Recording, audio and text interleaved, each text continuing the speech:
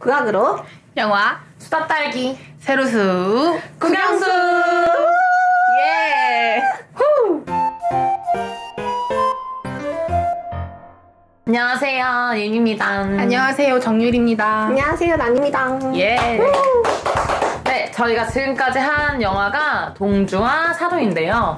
어쩌다 보니 이준익 감독님의 영화만 계속 이렇게 메들리로 하게 돼서 이번에도 이제 이준익 감독님의 영화인 왕의 남자를 들고 오게 되었습니다. 와. 스페셜인가요? 네, 이제 이준익 감독님 메들리라고 해서 거꾸로 돌아오기 그래서 왕의 남자로 끝내볼 생각으로 오늘이 피날레예요. 이제 끝. 이준익 감독님 빠이. 빠이빠이. 왕의 남자는 조선 연산군 시대를 배경으로 한 픽션 영화로 연산군과 장록수 그리고 광대인 공계과 장생을 중심으로 그 당시의 역사적인 배경을 드러내고 주인공들의 감정선을 잘 드러낸 영화입니다. 동성애의 요소를 집어넣어 그 당시 굉장히 파격적인 평을 받기도 했습니다. 네, 왕의 남자 어떻게 보셨나요? 나온 지 꽤 됐잖아요. 그게 네, 맞아요. 2005년 영화죠. 진짜 오래됐다. 우리 중학교 초딩 때인데. 아니요. 언니만 좋았어요. 우리 초등학생. 우리 초등학생. 내가 너네 하지 마. 중학생 때 봤을 때는 솔직히 좀 어려웠어요. 좀 와닿지 않았는데 이번에 다시 보면서 그 역사적인 배경이라든지 그 연산군의 마음 같은 게 되게 좀 와닿았던 것 같아요. 우리 지난달에 사도 했잖아요. 사도에서 사도세자가 그 영조의 그 잘못된 사랑 방식으로 인해서 엇나가고 결핍을 느꼈다 이런 부분에 초점이 맞춰져 있었는데 이 영화도 연산군이 폭군이고 잘했다고 하는 건 아니지만 그 모든 행동에는 그 이유가 있었다라는 거를 되게 많이 알려준 것 같아서 이면적인 이야기를 많이 본 것 같아요. 네, 난이는 어땠어요? 광대들이 노름을 할 때 줄타기를 하던가 아니면 땅재주를 하잖아요. 네. 그때 배우분들이 다 그걸 배우셔가지고 연기를 하시는 것도 약간 감정이입에도 되게 좋았고 뭐 연회 장면도 뭐 여밀락 같은 거 그렇게 막 정제 나오는 부분도 정말 고증이 잘 되어 있어가지고 전 정말 좋게 봤습니다. 맞아. 하나도 거슬리는 게 없었어요. 이거. 맞아요.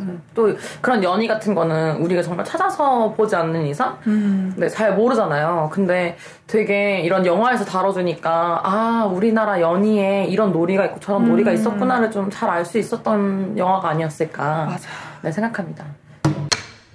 광대였던 공길은 실제 인물이었다고 합니다. 공길에 대한 상상력으로 연극과 영화가 만들어졌다고 해요.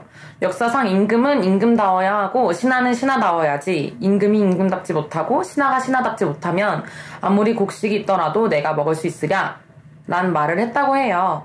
이를 자신이 임금답지 못하고 놀리는 것으로 간주한 연산군은 공길에게 불경한 죄를 물어 곤장을 때린 후 기양을 보냈다고 합니다. 이 영화에서 광대로 나온 공길에 대해 어떻게 생각하세요?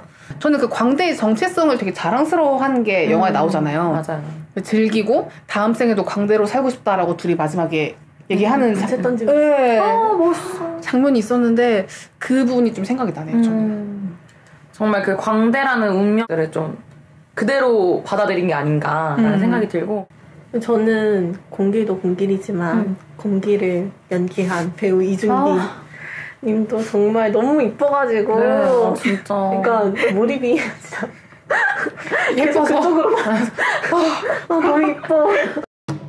이준기 신드롬 딱 불면서 맞아요. 이쁜 남자의 시대로 이제 맞아요. 확 바뀌었잖아요. 맞아요. 그때 그 전까지 약간 상남자스럽고 막 샤샤 이런 느낌이긴 한데 이제는 약간 중성적인 외모와 맞아. 이쁜 얼굴을 추구를 하는 걸로 바뀌었잖아요. 참 그 시대에서 나온 영화인데도 일단 요즘 영화 같아요. 맞아요. 지금 봐도 안 촌스럽고 그니까. 남사당패는 본래 남자만으로 구성된 유랑 예인 집단이었습니다. 이들은 꼭두새를 정점으로 풍물, 번화, 살판, 얼음, 덜미 등을 공연했죠. 이들은 일정한 복수 없이 숙식과 다소의 노자만 제공받게 되면 마을의 큰 마당이나 장터에서 밤새워 놀이판을 벌였고 주로 마을이나 장시를 떠돌아다니며 공연을 했지만 한편으로 마을 공동체 등의 공적 행사에 초청되어 일종의 계약관계에서 공연을 벌이기도 했습니다. 남사당패는 중요 무형문화재 제3호로 지정되어 있으며 위 6가지 연희를 전승하고 있다고 합니다. 공길과 장생이 속해 있던 집단이 공연을 하다가 눈에 띄어서 맞아요. 가게 되는 거잖아요. 그리고 광대들이 다양한 장단으로 노는 게 많이 나와요. 영화에서 광대들이 노는 장면을 보면 강릉 농악의 90키의 놀이 가락과 농악의 호남 우도 국거리 등이 등장을 해요. 그래서 이 영화에서 국악 장단이 많이 나온 게 네, 좋은 것 같아요.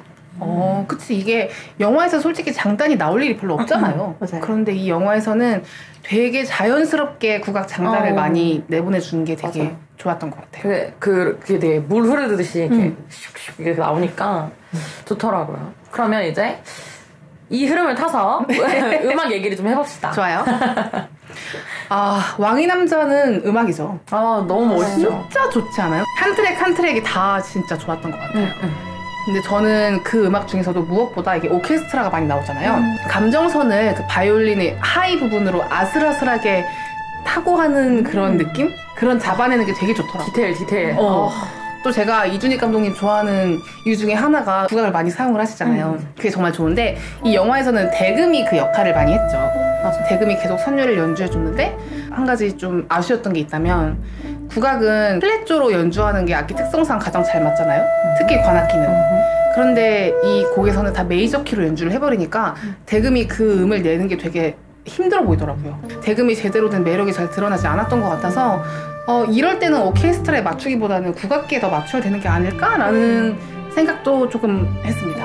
국악기 자체가 약간 슬픈 느낌이 좀 많이 가미되어 있는 선율이다 보니 음악 감독님이 원하시는 그 분위기가 조금은 덜 맞아서 이제 메이저로 가서 이제 대금 조금 힘들게 한 게 아닐까. 근데 또 우리가 그건 아니까 또 이 사람이 힘들었겠구나. 대금 연주가 힘들었겠구나. 이 사람이 진짜 열일했구나. 지금 막 이렇게 맞아. 음정을 정말 칼같이 부렸겠구나 이 생각을 하는 거지. 참 안타까웠다 뭐. 맞아요. 그래도 너무 좋아서 그쵸. 맞아요. 진짜 좋았던 것 같아. 주제 선율이 정말 잘 들려가지고 맞아. 계속 이제 한 트랙 한 트랙 다 흥얼거리게 되잖아요. 전 그게 너무 좋았던 것 같아요. 맞아.